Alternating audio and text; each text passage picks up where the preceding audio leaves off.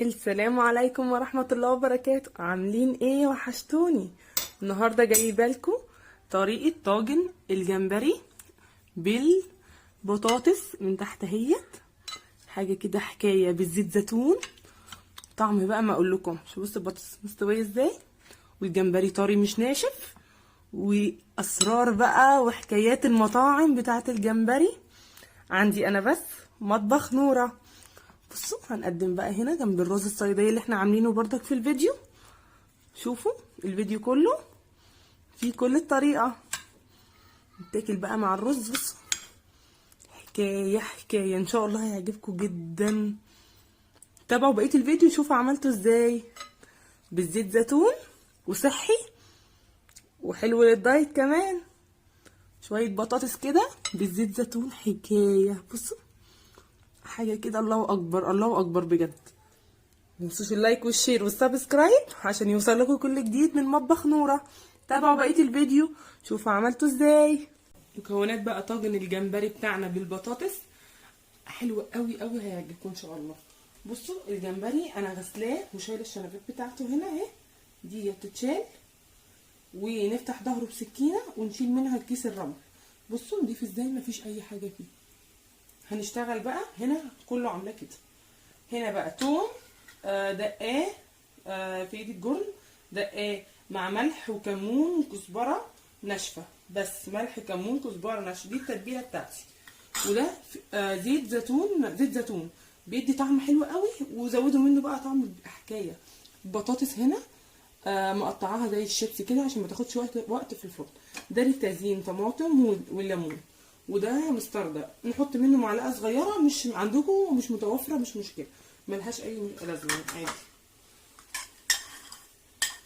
هنحط دلوقتي ده بقى هنا التتبيله ديت على الجمبري ونقلب، ونحط كمان زيت الزيتون نصه ونصه في الاخر على الوش. المفروض بقى يقعد حوالي ساعتين، ولو مش عندكم ديت مش لازم هحط شويه صغيرين، تدي بس مزازه حلوه قوي كده. المفروض يقعد ساعتين يتبل، بس انا حقيقي مستعجله هشتغل عليه على طول، بس هيديني نفس النتيجه بالظبط. عايزين تسيبوه ساعتين سيبوه، هو الاحسن يقعد شويه طبعا. هنا بقى حطيت البطاطس في الطاجن بتاعي، البطاطس قطعها شيبس عشان ما تاخدش وقت في الفرن، لان هو هياخد حوالي تلت ساعه نص ساعه بالكتير قوي. هنا بقى التتبيله بقى كله كده هنزله على البطاطس بالثوم بتاعه بقى وكله على بعضه بقى. الزيت زيتون بقى بيفرق جدا، بيدي طعم حلو قوي قوي قوي قوي قوي، يعني كتري زيت زيتون براحتك. التتبيله بقى هتنزل على البطاطس بردك بتنكهها، اللي هي بتاعت الثوم ديت بتبقى حكايه حكايه حكايه. بتاكل بالعيش وشويه رز صياديه، حاجه بقى هتدعولي عليها ان شاء الله.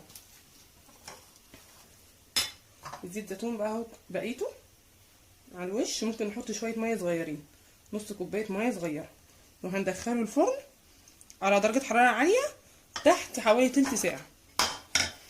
هو كده بقى تمام. هزينه بس بالزيتون، وهظبط بقى شكله، وهزينه بالطماطم وبالليمون.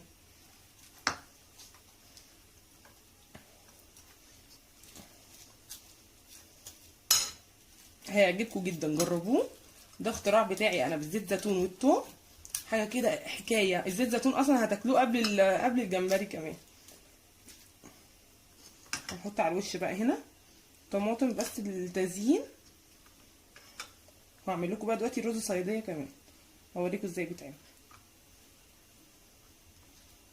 اكله بسيطه حلوه قوي قوي قوي بجد.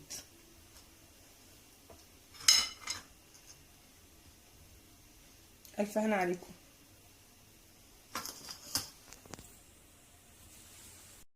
دلوقتي بقى هعمل لكم الرز الصياديه. قطعت بصلايه في شويه زيت وهحمرهم.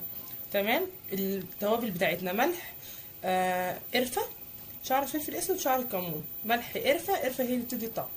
وكمان عقبال ما يتحمر هنكون بنحمر كمان هنا معلقه سكر كبيره، قلت عليها النار زي ما انتم شايفين اهو، معلقه سكر كبيره هتتكرمل دلوقتي تدي لون بني غامق.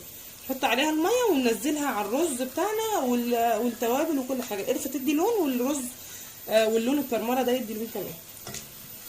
البصلايه كمان مش هغمقها قوي اهي، مش هغمقها قوي، مبحبش احرقها، بعملها وسط كده يعني، بتبقى لون وسط مش محروقه خالص. كده كده القرفه هتدي لون، والكرمله السكر هتدي لون وطعم كمان. ده احلى رز للسمك، انا بحبه الحقيقه قوي للسمك. بص السكر اتحول لكرمله ازاي، اسيبه بس يغمق عشان يديني اللون اللي انا عايزاه، واحط انزل عليه بالميه اهو. بص اهو ساخ وبقى لون كراميل، بس انا عايزاه كراميل غامق شويه. قفلت النار عليه واهو، ما يحرقش منك بس يغمق شويه زي العسل اهو. هنزل عليها بالميه بسم الله اهو، النار مقفوله. ده هننزل بيه بقى على الرز. هنا بقى هنزل بالرز بتاعي بالتوابل، القرفه وملح وفلفل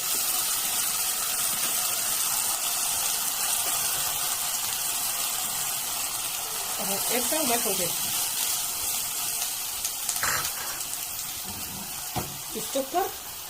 السكر المتكرمل اهو. بصوا بقى اللون هيبقى عامل ازاي، بيبقى حلو قوي. ممكن تعمليه كمان مش مع السمك بس، ممكن يتعمل كمان مع الفراخ المشويه او اللحمه المشويه من غير بصلايه او ببصلايه عادي بنفس التوابل كده. هحط طبعا الرز كوبايتين ميه، هحط كوبايتين ميه، كوبايتين رز كوبايتين ميه.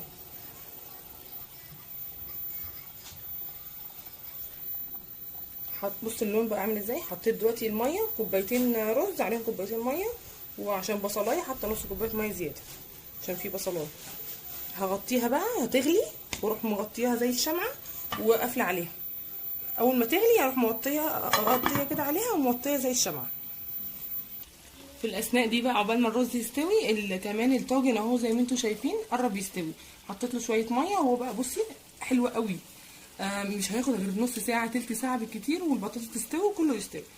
لو مش عايزه تسويه في الفرن ممكن تحطيه في الصينيه الالومنيا العاديه وتسويه من فوق على البوتاجاز وتغطيه. هياخد بردك النص ساعه او اقل كمان تلت ساعه على البوتاجاز فوق، وهيبقى حلو قوي. الطاجن اهو استوى معايا. بصوا بقى عامل ازاي، ما خدش غير نص ساعه واقل كمان. الجمبري على فكره طري جدا من جوه، طري وما نشفش ولا اي حاجه. زيت الزيتون بيدي طعم جميل قوي.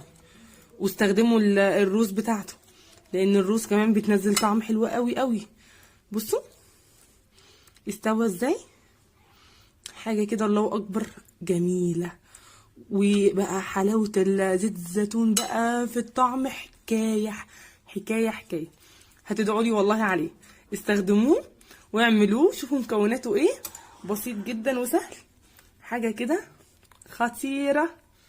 ورز الصياديه اهوت فلفل وطعمه بيبقى حلو قوي قوي قوي.